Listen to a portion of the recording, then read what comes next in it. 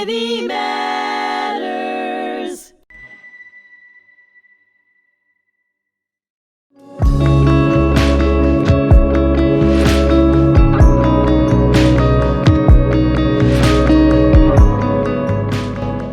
Welcome.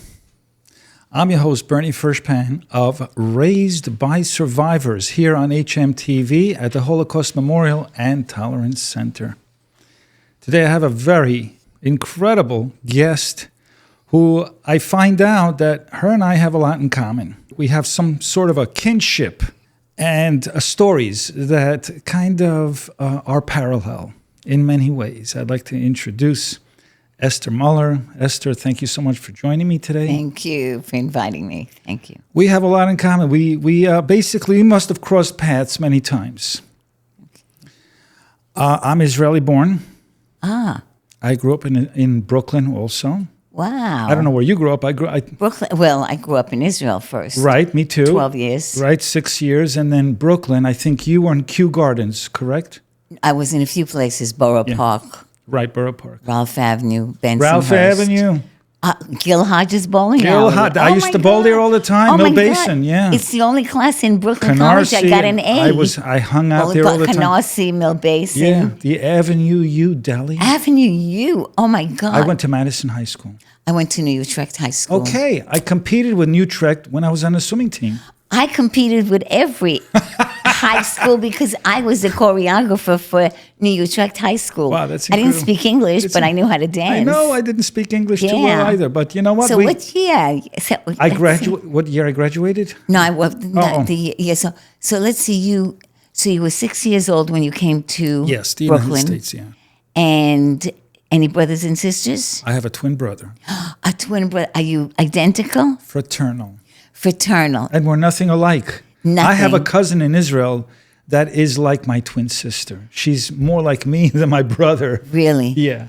Tell me, at 6 years of age and your brother was 6, were you traumatized about having your parents take you out of Israel? I was. Me too. And for years, I was crying inside because I wanted to be back there. Oh, my God. And I said, one day when I grow up and have a family, I'm moving back. Oh, my God. That never happened, but I go back every year. Oh, my God. Because it's home. I just got back 3 days ago. Well, we are bonded because, of course, I never forgave my parents, but I did finally. But I felt the same way. So you did go back. I did go back. I had many careers here, like yourself. Okay. I learned survival skills from my parents. Of course. Changing careers is a survival skills. I was in real estate too. I was a chiropractor for 25 years. I owned the original Gotham Comedy Club, the Metropolitan Room. I was in the comedy business. I had a TV show.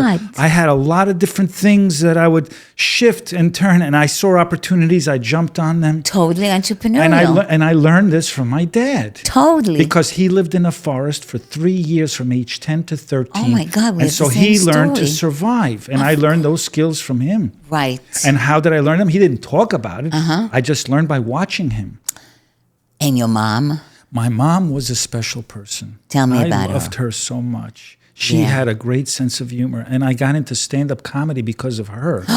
But she couldn't believe that I did stand-up comedy. She said, I sent you to school to be a doctor. And what do? You get up there and you tell jokes to perfect strangers. I totally get you. Yeah. You know why? Was she a survivor? She was a survivor. Do you understand? Do you know what you're saying? Your audience should really love this because that sense of humor often comes from pain. It does. From pain. Deep pain. A lot of survivors went up to the Catskills and they started doing comedy and in the Yiddish theater. Borscht Belt. Yeah. It's part of our culture to laugh. Part of our culture. So I come back from Israel just 3 days ago. Yes. People ask me, so what was it like in Israel? I said, people are living. Exactly. Right? That's the resilience. Exactly. They're out there. I couldn't get a reservation in a restaurant. Everybody's out. Exactly. And of course, they're all bothered inside. They all think about the hostages and what's going on around the world. Yes. But they don't stop living. They're determined. Totally. And hopeful. And it's all part of our Jewish tribe. It is. We are gifted with the ability to do exactly what you and I are talking about. And everybody has this ability. All cultures. It's just a choice that people make. It's just part of the culture, the Jewish culture and the upbringing. Yeah. And the education. To me, that's why education. It's all about education. Totally, which is why I love education. But I love your bonding. So I just want to get this because then I can really relate to you.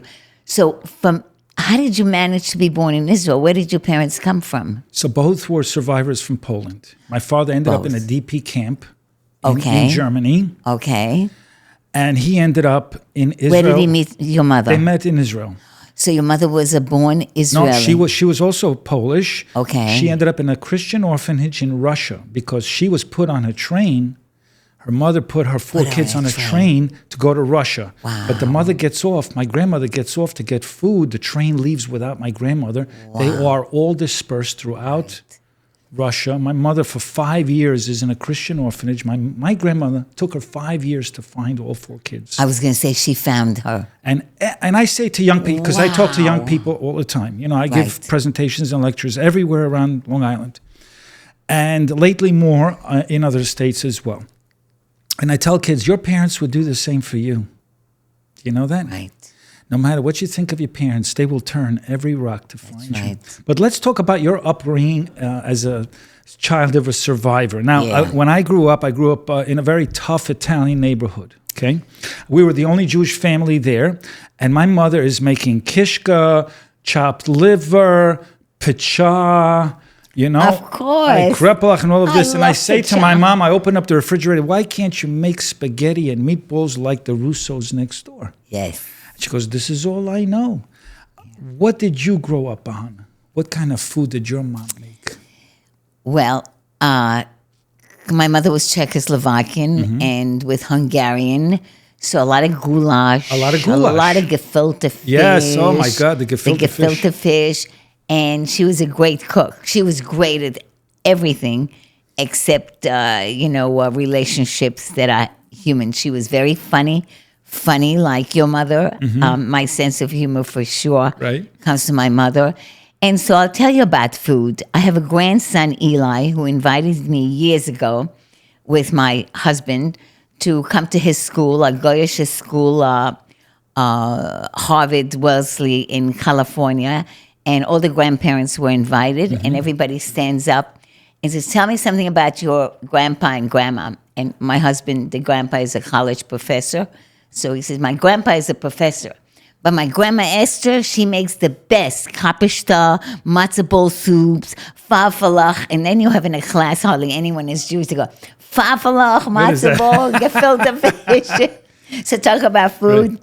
Yeah, those are the food that, I was brought up with, didn't like at one point of my life, but went back to it when I was raising my... I love a lot of that, but there's some things like... Latkes, I love, come on, who doesn't love latkes? But you know what I found out? I found out that a lot, I did research, that a lot, the Jews, when they dispersed around the planet, 2,000 years ago, when the Romans kicked them out, they went all the way to Shanghai, China, they went to Spain, they went into Africa, they went into Northern Europe, so wherever they were, they assimilated to the culture. So Polish Jews ate Polish food. So what you think is Jewish food, like bagels, chopped liver, stuffed cabbage, this is all Polish food. Even...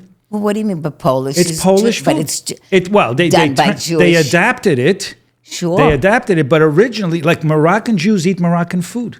Yes. You see what I'm saying? Ethiopian Jews ate Ethiopian food. So this is kind of a Polish type of a food. Look into it. It's a combination of So the challah bread is actually a braided Polish bread. So they took it. Pierogies became krepelach. Oh my God! Of course. So they assimilated, but they also took on this culture. They took on the polka music and the whole thing. Yeah. Which is what we do. But us, the tribe, loves communities, our communities, where are the Jews going to move? Like we go to where we live together. Right. And then we adopt that. My Hungarian, my parents were more the Hungarian, so, they cooked more of the goulash. The goulash. My dad loved goulash. So here, I have a question for you. When did you realize that your parents were a little different from other parents? That's a great question. When somebody called my parents the Greener. Yes. The Greener. Yeah. This is the Greener. Ich bin a the Greener. greenhorns. So I was almost 12 years old, from Israel. I'm totally strong in my identity. I'm Israeli, I'm Jewish, I don't have to belong to a community.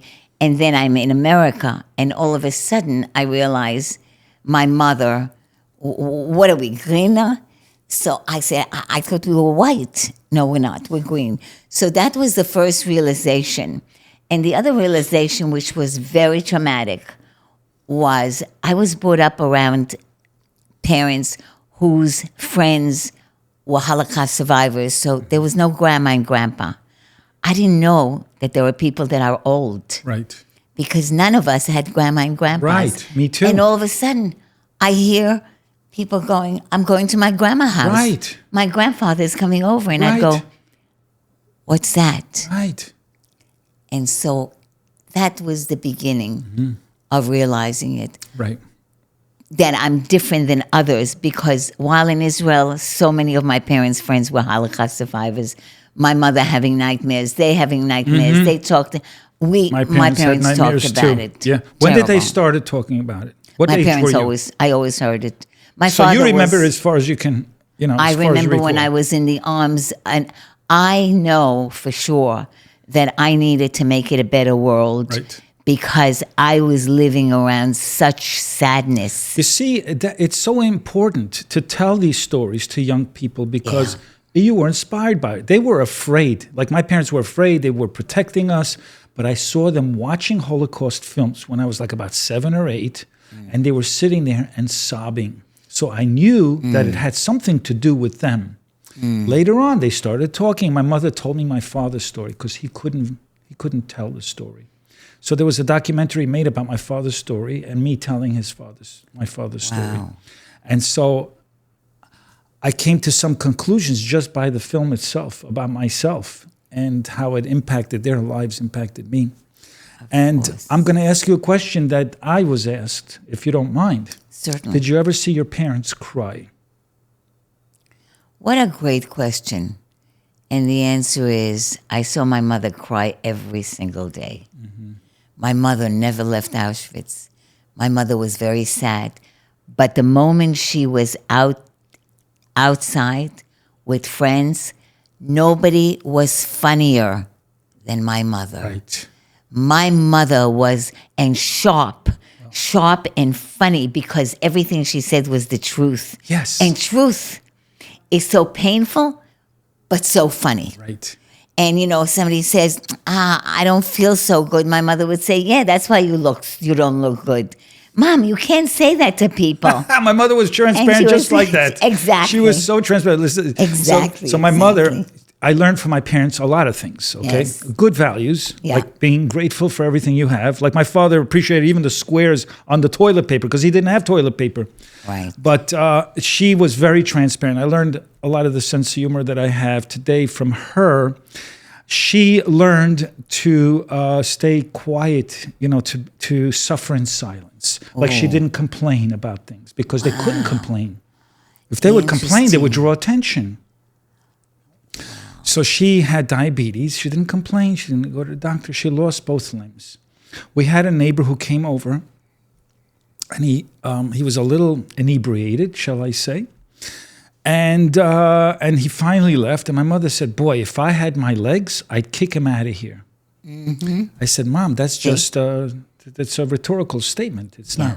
She says, no, I really would kick him out of here. Right.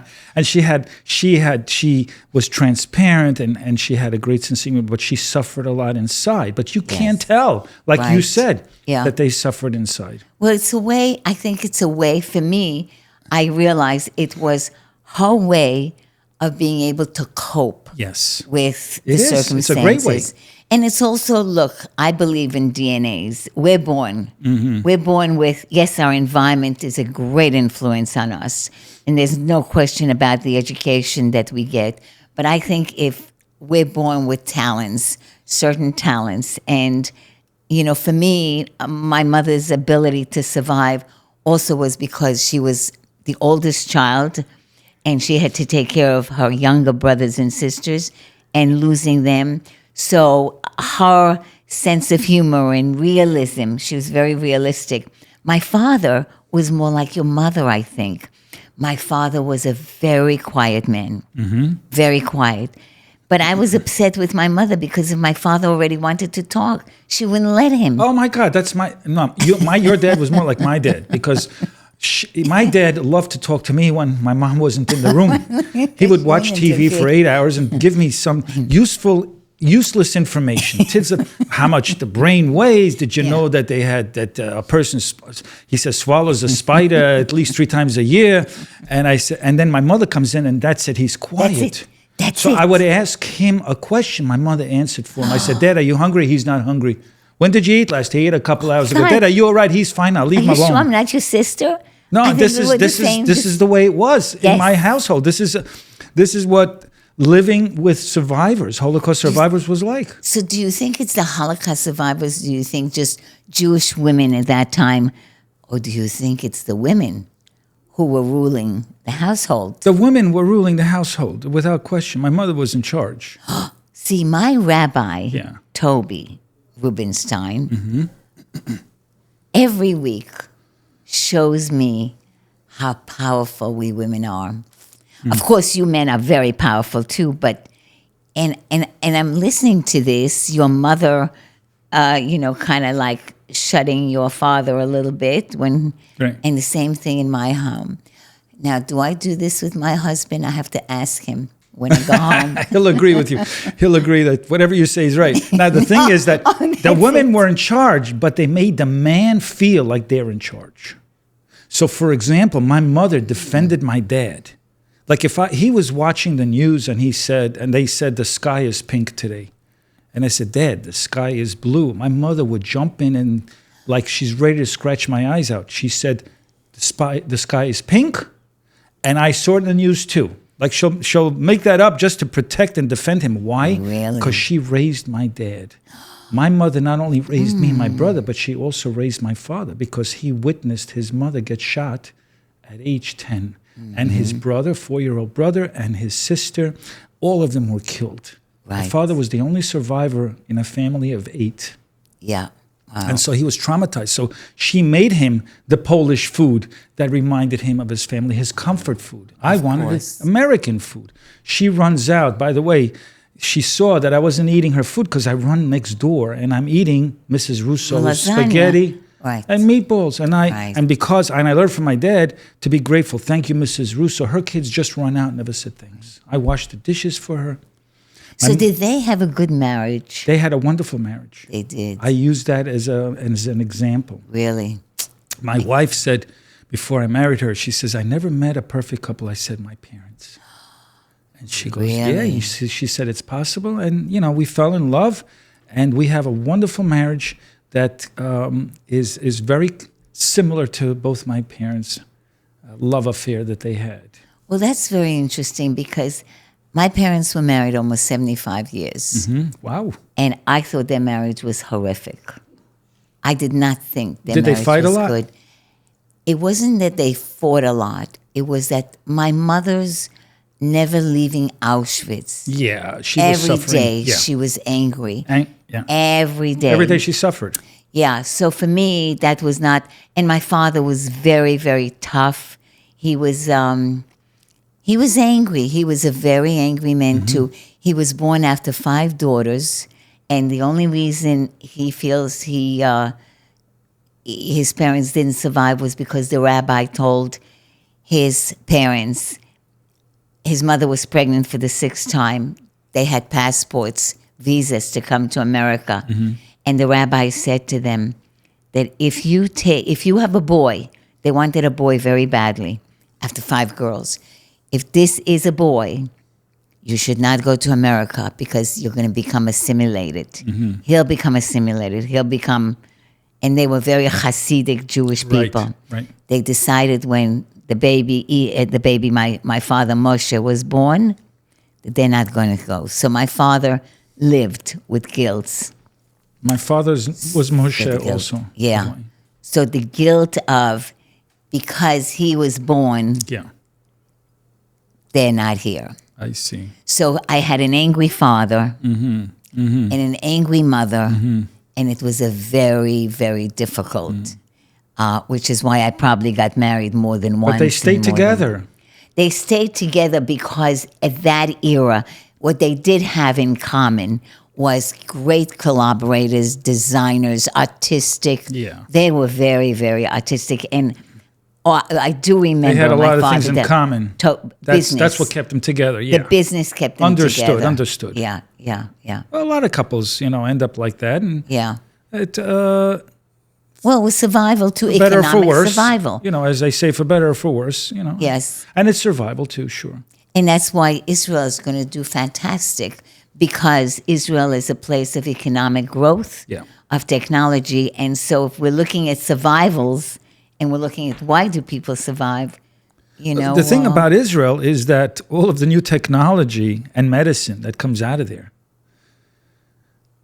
is not just for their people, it's for the world.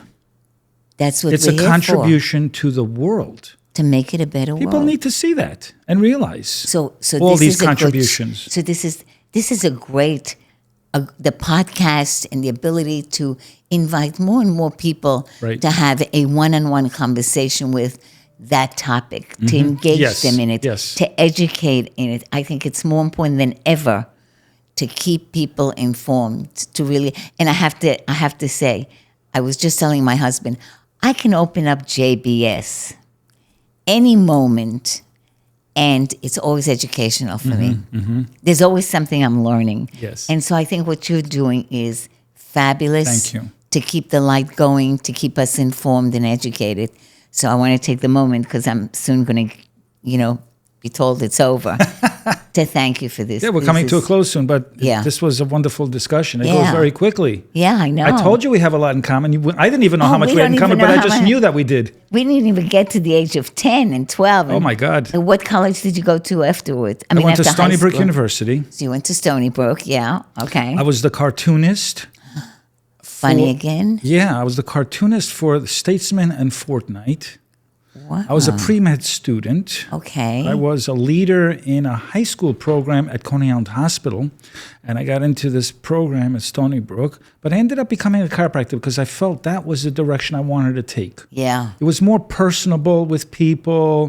There was more engagement with people. It was less writing notes, because I worked for doctors, medical doctors, and all they did was write notes. And I said, I want to be more engaged with people. Because you're kind-hearted. Yes, and I Because going had back one to of the our largest history- practices in New York. Really? I did. Do you still do? I have a little ache over here. I'm retired. I don't even remember what to do. Oh. It's been that long. Yeah, but wellness and health today is the biggest topic. It is, and it's a wonderful thing. And I've been able to, negotiate life and navigate through different careers.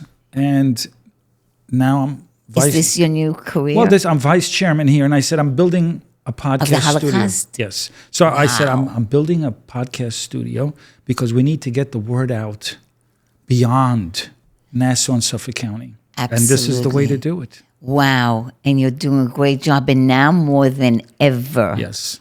ever, I think we need to take the opportunity as the children of survivors Yes. to be able to really talk about what was those secrets Right. that they had to become so successful. I just want you to know that the greatest pride also I take is in being the mom of a boy who was the only child to the survivors. He was the only grandson and the only grandson child. And he is my one and only biological child. And he's now running a company called The Gap. Yes, I've heard of And it. he's CEO. And he God bless him. bridges the gap Yeah. between Wow. cultures and era. I love that. And he also was responsible for the Metaphorically. Barbie, Mm-hmm. 20 years. Again, empowering women. So as my mother and father would say, Hitler couldn't get rid Yeah. of us. And here's someone who has 110,000 people working Best with him revenge. and for him. Best revenge is success. Absolutely. Absolutely. And we so are. that's And we're successful in life, yes. in love, in joy, in business, in relationships. And in faith and in fashion. Oh, I love that. There you go. It just keeps on going. It keeps on going. Thank you so much for joining Thank me today, you. Esther. Thank you. It was a It's pleasure. been such a pleasure to meet you. And I want to thank all my guests and audience members for joining us here on HMTV at the Holocaust Memorial and Tolerance Center. I'm your host, Dr. Bernie Furshpan. Until next time.